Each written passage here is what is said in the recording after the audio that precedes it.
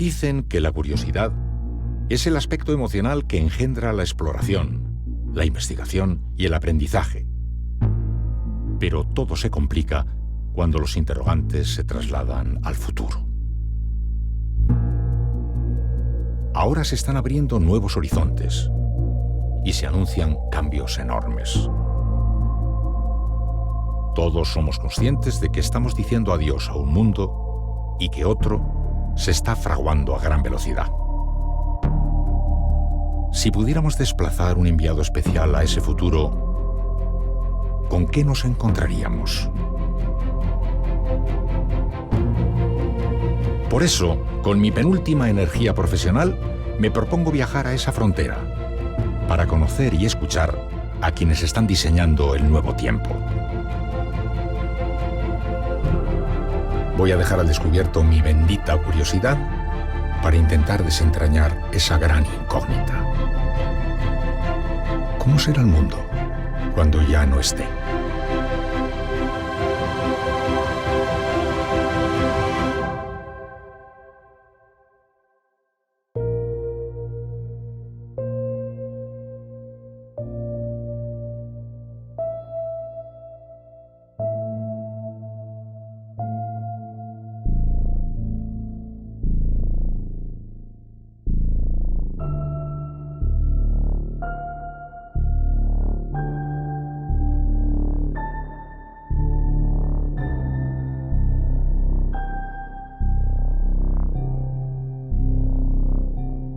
El Homo sapiens, la especie más poderosa, se convirtió en el rey de los monos. Y desde entonces, desde hace 100.000 años, controla el mundo y le da sentido construyendo relatos. Pero, ¿con el ser humano culmina todo?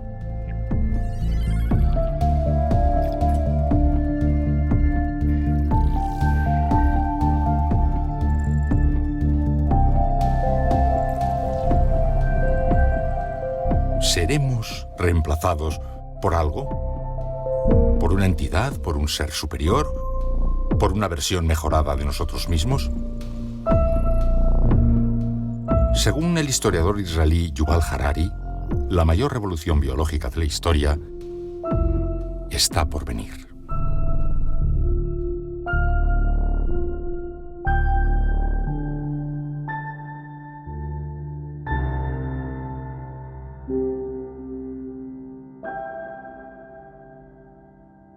¿Cómo está usted, señor Harari? Estoy muy bien, gracias. Es un placer. Encantado de saludarles, sí. En el libro Sapiens, usted nos contó la historia del ser humano desde el origen, cuando era un mono como los demás monos, hasta que se convirtió en el rey de la creación. Ahora nos trae noticias de lo que nos va a ocurrir en el futuro.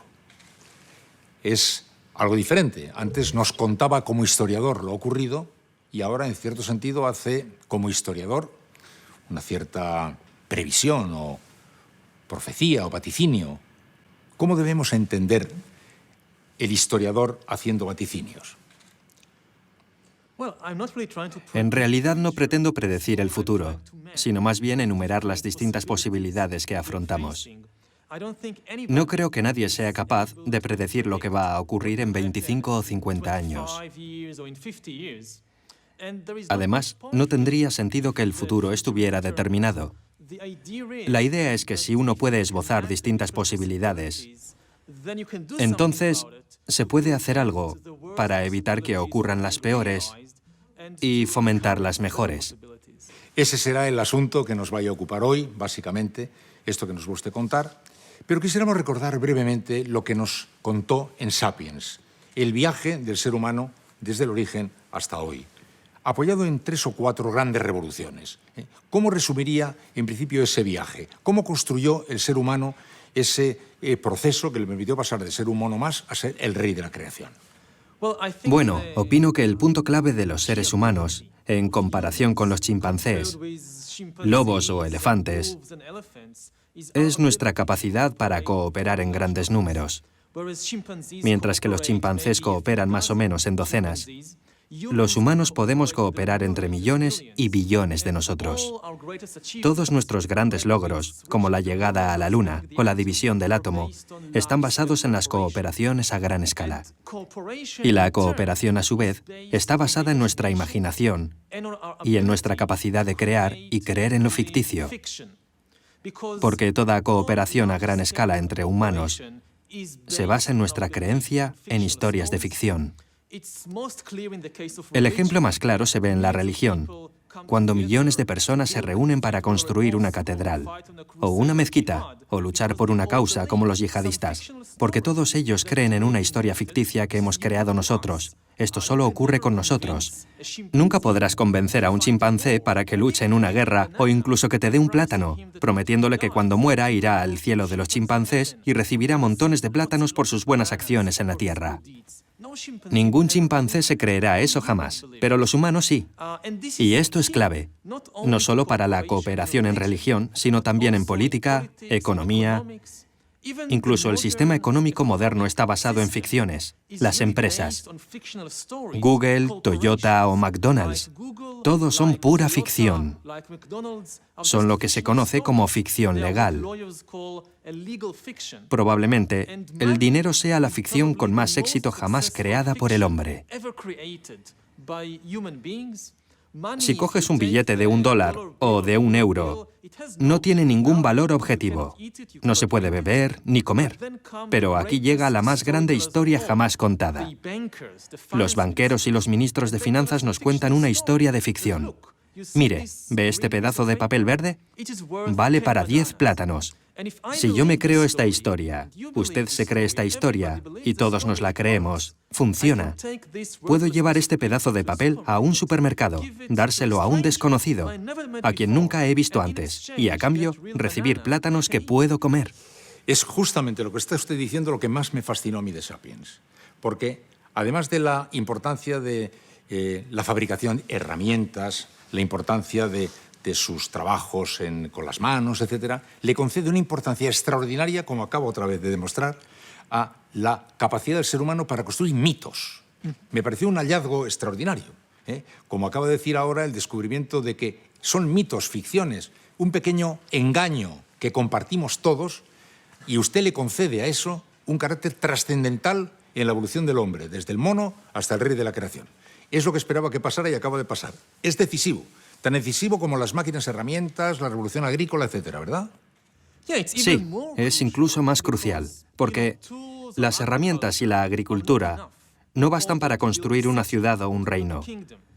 Por supuesto, sin agricultura y sin herramientas sofisticadas, no se puede construir una ciudad. No se puede alimentar a 100.000 personas en un sitio. Pero si solo se tienen las herramientas y la comida, tampoco es suficiente. También hace falta una historia que todos se crean. De nuevo, los chimpancés pueden ayudarnos a entender esto. Digamos que juntamos a 100.000 chimpancés y traemos suficientes plátanos y manzanas para que coman todos. Aún así, no sería capaz de agrupar a 100.000 chimpancés en un gran campo de fútbol, por ejemplo. Si intenta agrupar 100.000 chimpancés en un campo de fútbol, por muchos plátanos que les dé, el resultado será el desorden. Un caos absoluto. En cambio, con los humanos, incluso con los fans de fútbol, puede coger 100.000 fans y agruparlos en un estadio grande de Madrid, Barcelona o Río de Janeiro. Y el resultado es una red de cooperación sofisticada en el deporte, los carnavales, la cultura.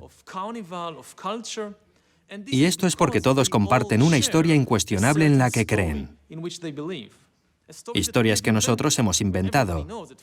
Todos saben que el fútbol es una creación del hombre. Las leyes del fútbol son algo que nosotros inventamos y que podemos cambiar. Recordado, por tanto, esto, que yo tenía mucho interés en recordar cuál era la raíz de este enorme viaje que el ser humano ha hecho, apoyado en esta capacidad de construir leyendas, mitos, creerlas, compartirlas, etc., es la pregunta que me conduce al segundo libro, señor Harari. ¿Ha llegado el hombre, el ser humano, a la culminación de la evolución? ¿Con el ser humano culmina la evolución? En realidad no. Bueno, en cierto modo sí. El Homo sapiens casi ha llegado al final del camino. No es porque hayamos logrado todos los logros posibles, sino porque estamos a punto de desaparecer y ser reemplazados por algo distinto o ser renovados a algo distinto. Creo que en 1 o 2 siglos, el Homo sapiens desaparecerá y será reemplazado por entidades, por seres que serán más diferentes a nosotros que nosotros de los chimpancés, más diferentes aún. Y la segunda pregunta conectada con la anterior, ¿es el cerebro humano la culminación del proceso evolutivo? Es el fin de la evolución tal y como la hemos conocido durante 4 billones de años. Durante 4 billones de años, la evolución de la vida en la Tierra fue gobernada por las reglas de la selección natural y estaba limitada al reino orgánico. Ya fuera una ameba, un dinosaurio, un tomate o un ser humano. Evolucionaban por selección natural y estaba compuesto de materia orgánica. Dentro de 1 o 2 siglos, la selección natural será sustituida por el diseño inteligente y la vida saldrá del reino orgánico para dar paso al inorgánico. Con ayuda de tecnología informática y la inteligencia artificial, crearemos las primeras formas de vida inorgánica tras 4 billones de años de evolución orgánica.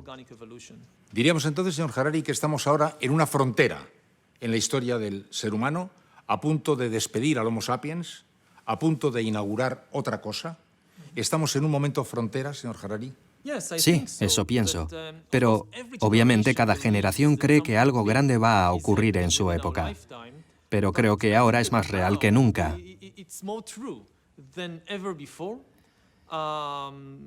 Especialmente los niños.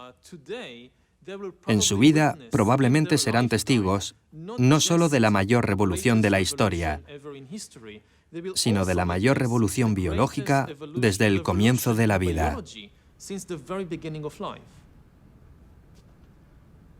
Así que estamos en un tiempo frontera, un cambio absoluto, un cambio de página, la historia de la humanidad, que siempre ha cambiado mucho, pero esta vez sí que seriamente podemos decir que va a dar un cambio, un salto gigantesco. Sí, estamos ante la mayor revolución en la historia. Durante miles de años, hemos cambiado el mundo alrededor nuestro. Hemos cambiado la economía, la geografía, el sistema político, pero el mundo dentro de nosotros no ha cambiado. Seguimos teniendo los mismos cuerpos, los mismos cerebros y las mismas mentes que teníamos en la Edad de Piedra hace 300.000 años. Ahora vamos a cambiarnos a nosotros mismos. Los productos principales del siglo XXI no serán los vehículos, ni las armas, ni los textiles. Los productos principales serán los cuerpos, cerebros y mentes. Aprenderemos cómo dirigir y elaborar cuerpos, cerebros y mentes. Y como resultado, dentro de un siglo, los seres humanos como nosotros desaparecerán y la Tierra estará habitada por entidades que serán más diferentes a nosotros que nosotros de los chimpancés o los neandertales. Y nos habla entonces de 3 ingenierías que van a ser decisivas en la transformación de lo que conocemos como ser humano, ¿no? La ingeniería biológica, la ingeniería cyborg y la ingeniería de los seres naturales de nueva creación. Vayamos uno por uno. Cuénteme qué cosas va a poder hacer y que ya está pudiendo hacer ahora mismo la ingeniería biológica. El primer modo de cambiar no solo a los humanos, sino cualquier vida, es realizar ingeniería biológica, que básicamente significa acelerar la selección natural. Costó cientos de miles de años que los anteriores tipos de seres se desarrollasen y evolucionasen en nosotros, en Homo sapiens. Dentro de 1 o 2 siglos intentaremos acelerar esto, por ejemplo, mediante intervenciones a nivel genético, cambiando el ADN del Homo sapiens o cambiando nuestras habilidades mentales, cognitivas y físicas. Hace 100.000 años, la gente que vivía en la Tierra tenía el mismo aspecto que nosotros. Básicamente tenían el mismo cuerpo y el mismo tamaño de cerebro.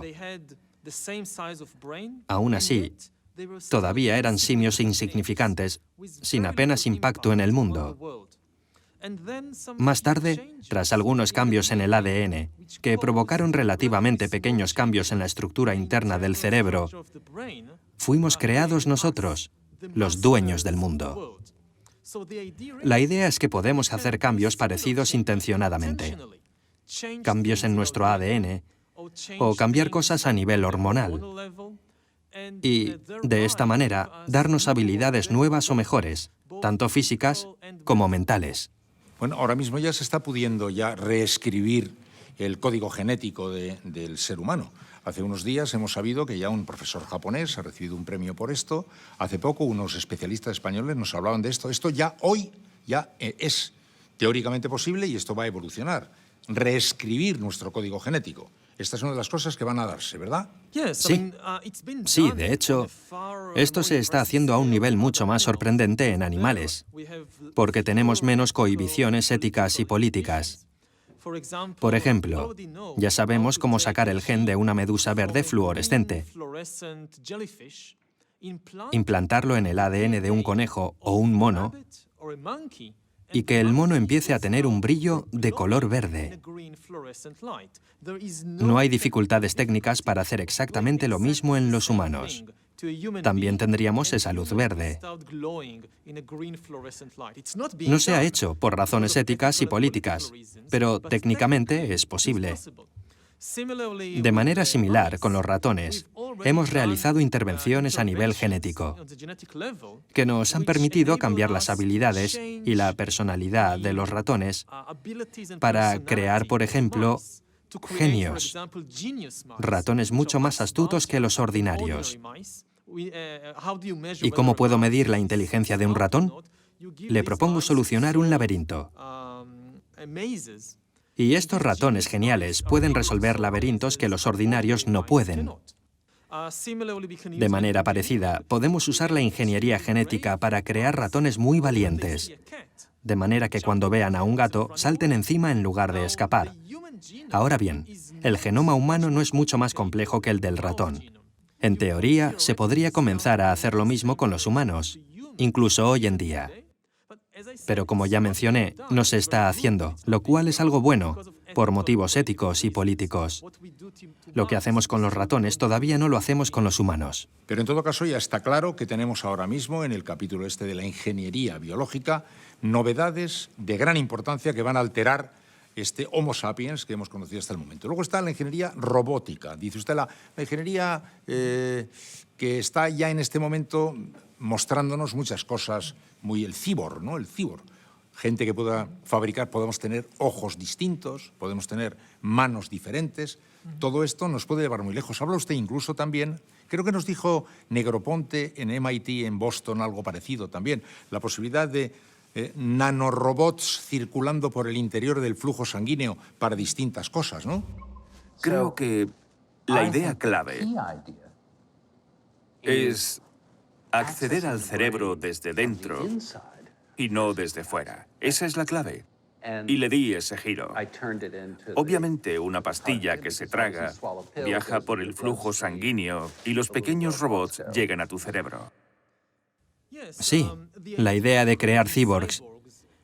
Los cyborgs son entidades o seres, que son en parte orgánicos y en parte biónicos o inorgánicos.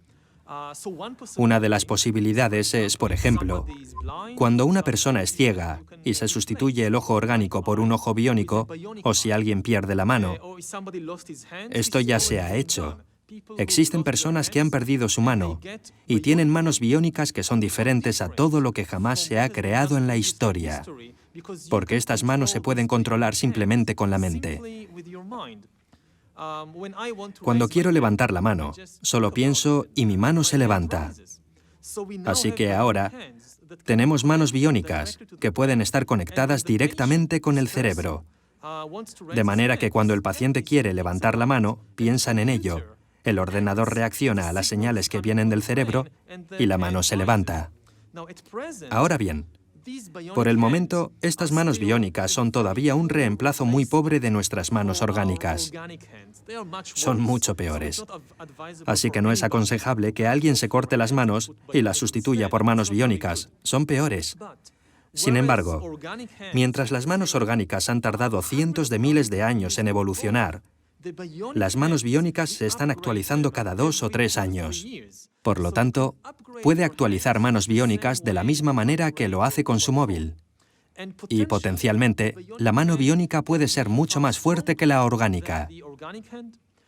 La mano biónica, si ocurre un accidente, si hay algún problema, siempre podrá ser reemplazada. Y lo que es más sorprendente, estamos acostumbrados a tener solo 2 manos, pero no hay límite de número de manos con las manos biónicas. Puede tener 4 o 6, como las diosas hindúes. Pero además, con las manos orgánicas, estamos acostumbrados a tener las manos conectadas al cuerpo.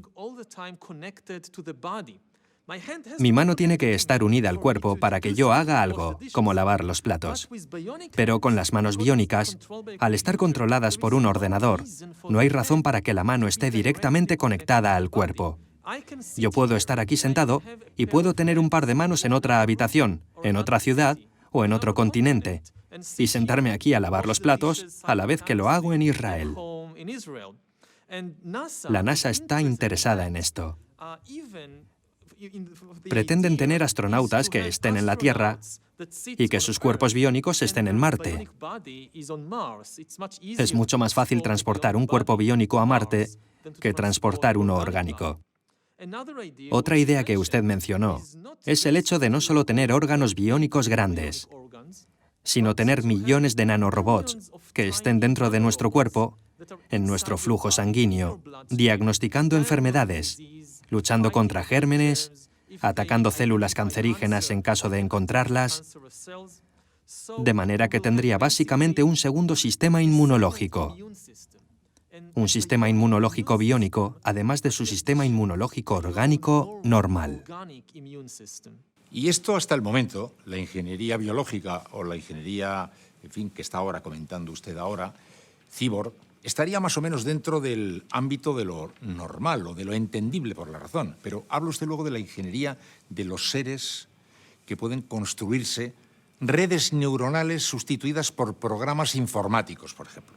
Esto sí que ya cambia las cosas, porque esto ya nos coloca entre seres de nueva creación. Podríamos fabricar seres de nueva creación si somos capaces de construir por sistemas informáticos crear nuevas redes neuronales. Y eso también parece ahora que está en el alcance de la ciencia, ¿no? Todavía no, pero podría pasar en unas pocas décadas o en un siglo. La idea es que los cyborgs son conservadores hasta cierto punto. Porque incluso si tienes todos estos ojos y estas manos biónicas, el sistema de control central que da órdenes es el cerebro orgánico. El cerebro orgánico todavía controla todas estas cosas biónicas. No obstante, la tercera manera de crear una nueva forma de vida es abandonar el cerebro orgánico, para así formar seres completamente inorgánicos, cuyos sistemas de control centrales sean inteligencias artificiales que no se basen en el carbón, sino en la silicona, que no se basen en la química, sino en la electricidad. Y si esto tiene éxito, y podría tenerlo en un siglo, esto significaría que tras 4 billones de años de evolución orgánica, la vida escaparía al reino inorgánico y crearíamos los primeros seres completamente inorgánicos en la historia de la vida. Y si esto ocurre, una de las consecuencias sería que por primera vez, la vida también podría salir del planeta Tierra.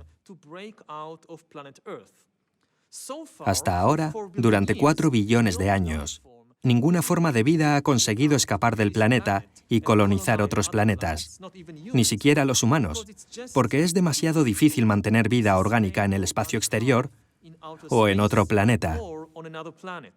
En 4 billones de años de evolución, la evolución nos ha adaptado únicamente a las condiciones de este planeta. Así que es muy difícil mantener un tomate, o una berenjena, o un mono, o un humano, en la Luna o en Marte. Simplemente no estamos adaptados. Sin embargo, si tienes vida inorgánica e inteligencia artificial basada en el silicio, esto es algo que puede viajar mucho más fácilmente al espacio y colonizar otros planetas. Tenemos todas estas películas de ciencia ficción que muestran a humanos como usted y yo tratando de viajar en naves espaciales y colonizar otros planetas. Esto probablemente no ocurrirá. Pero si las naves espaciales son ocupadas por inteligencia artificial y entidades totalmente inorgánicas, esto puede funcionar con mucha más facilidad.